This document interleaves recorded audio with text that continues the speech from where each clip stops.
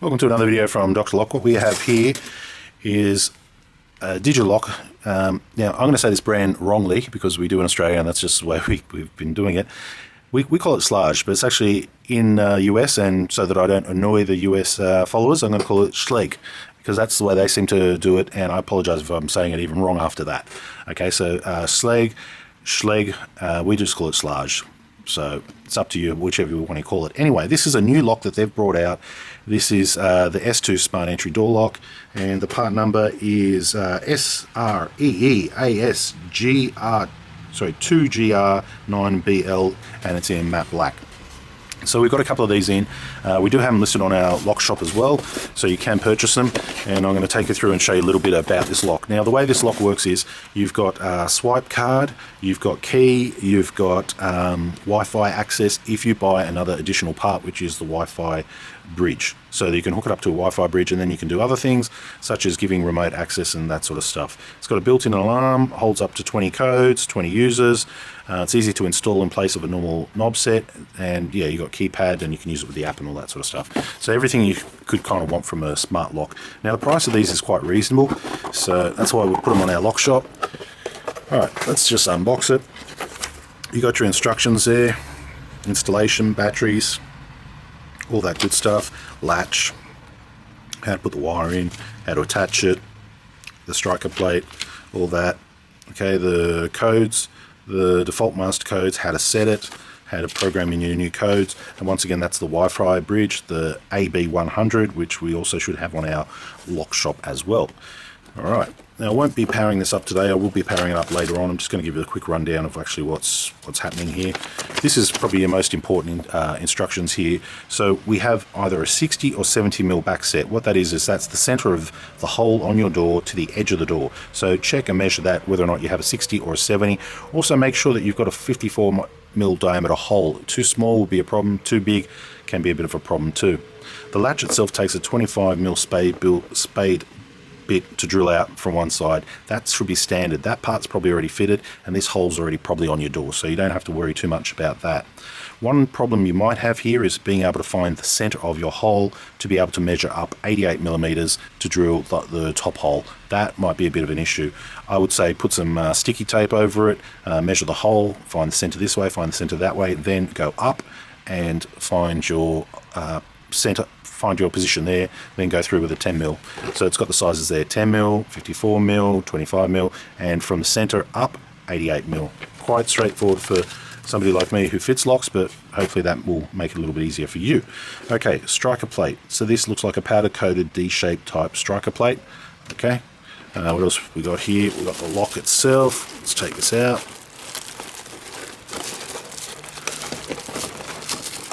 Alright, it's all connected. Let's just go through here, take that out. That looks like another handle. Okay, we've got two batteries on either side there. Yep, we don't need to take them out. We know what AA batteries look like. Okay, we've got ourselves a cylinder.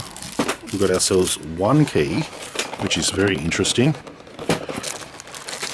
And we have ourselves some nuts and bolts and screws.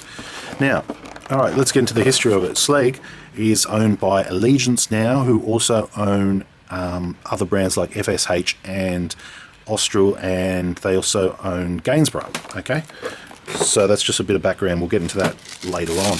Alright, let's look at the latch. So latch itself is a matte black finish. It's a dead latching latch, which means that when it is in its keeper, or its striker plate, this part here, this little part sits on the outside, this bigger part goes on the inside, making this latch a dead latch. What that means is that when the lock is in the rest position, which would look something like this, that would be inside, and that little one would be pushed down all the way. That is what makes the latch solid. So that stops people with a credit card being able to shimmy open your lock. Looking at the latch itself, this is a tie bolt, which means it uses a square drive in the middle. To adjust it from 60 to 70, we simply need to pull that from forwards to backwards. Okay. There is no fire rating on this lock that I can see. If I'm wrong about that, leave it down in the comments. There are some of these locks which we have, which is like the Carbine CL 3-in-1, which looks identical and is a very similar type of lock, which does have a fire rating, and you can use that on a fire rated door.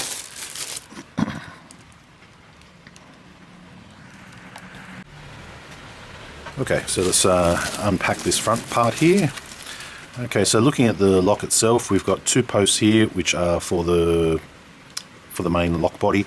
We've got another hole up the top here which will be for attaching this post, and that was that 10mm hole we saw earlier. This cable will have to go through, make sure it's not pinched or anything, and that will go through the actual hole itself.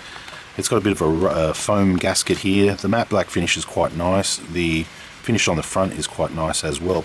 Alright, let's set up the outside handle since we're doing the outside. So we've got 2 knobs, or sorry, 2 levers here, and they actually both look identical. What they've included here is a cylinder. So this is just a little die-cast cylinder. The keyway that this is on is actually TE2, so this is a Gainsborough cylinder. I don't think we'll be able to, turn that into a restricted one or anything like that. It looks like a particularly small shape. It's actually made of die-cast, not great quality, but it's there, it'll work. The key is marked Schlage or Schlage, and the bitting is stamped on the back of the key, and we only have 1 key, which is very unusual. So to put this together, you're going to slide that cylinder in there, and then you're going to come over here and slide it onto this. And I'm just looking if there is a push-in. Is that spring-loaded? Yes. Okay, so there's your push-in right there. That's going to slide in. To remove it, you're probably going to put the key in and put a spike tool through there to remove it. You will need to set up your lever depending on which side of the door you want this to be on. Okay, so the screws are fairly straightforward. You've got a standoff which will screw in the back of that. You've got standoff, you screw in the post there, then you'll have like 3 posts. 1 screw size for that, 2 screws for that, which will be the same size. And then we come through with the back of it. And there's a backing plate. Looks fairly straightforward. 1 screw there, 1 screw there, 1 screw up here, and this is most likely where we're going to be connecting it. How do we get this off? Okay, yep, there we go. There's the plate off. I'm noticing there's a screw from the back, 2 screws from the back here, and most likely it'll be put on, pull down, and screw together. That's pretty common. Sorry, forget that. That's the interface. Connect it there. Everything looks fairly straightforward, nothing too complex. We'll do programming and all that later on.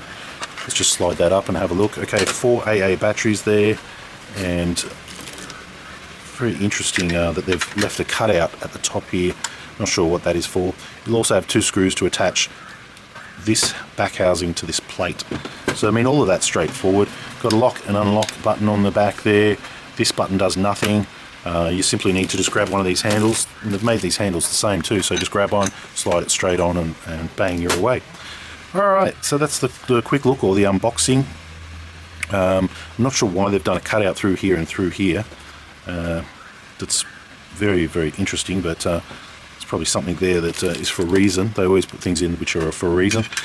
Alright, so let's look at it from the inside. That looks quite good. Let's go over just a rough size as well, so you can know how big this is, because what I'm looking at it might not be kind of what you're looking at. 190. Lock body itself probably about just under 30. Projection with the lever handle, I'll take off a couple of mil from it, about 70 mil projection. So that would be the same on the front as well. If you're trying to get behind, get it fitted in front of a screen door, I'd allow 70 mil. Length of this handle here overall is 130, and lock body as well on the outside. It's a little bit smaller. We've got 165, and width here we've got about 70. This part here we've got about 22, 23. It also has a USB on the front here as well. It has some other little button there. I'm going to have to do my research and find out what that is. But yeah, you can hook up an Android USB charger and charge up your lock if in the event that you've forgotten to replace the batteries, or you've just been too lazy and it's been beeping at you for the last few months. Alright, so looking at the Schlage, let me give you the exact part number. Schlage S2, I think it's called the 2GR9 or the GR9 as well. It's on our lock shop. You're welcome to purchase it. Looks like quite a neat and tidy unit for the price.